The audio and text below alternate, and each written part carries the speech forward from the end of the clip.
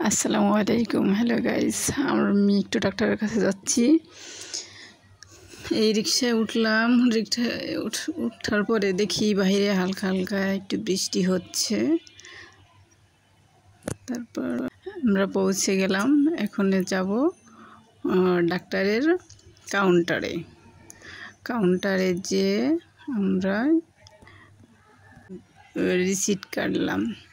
তারপরে ডাক্তারের জন্য অপেক্ষা করতেছি। এখন দেখি দুষ্ট একটা বাচ্চা খুবই দুষ্টুমি করতেছে।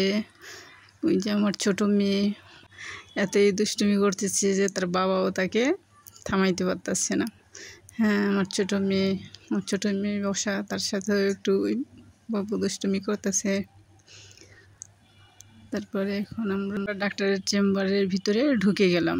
ডাক্তার এখন দেখছে আমার কানে কি কোনো সমস্যা আছে নাকি, এটা পরীক্ষা করতেছে। ডাক্তার দেখানো শেষ। আমাদের বাচ্চাদের 2টা কলম গিফট করলো। এখন আমরা বের হয়ে যাচ্ছি। ঢুকলাম আমরা ওষুধ কেনার জন্য। ওষুধ কিনতে গিয়ে আমি ওষুধ কিনলাম। ওষুধ কেনার পরে দেখেন আমার 2 বাচ্চারে 2টা কলম গিফট করলো। আপনাদের সাথে একটু গিফট শেয়ার করলাম। এখানে একটা দেখেন চমৎকার জিনিস। আমরা বের হওয়ার সময় একাই থাই খুলে যায়।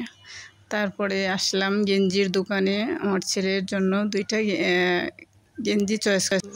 হ্যাঁ, আমরা গেঞ্জি কিনতে আসলাম।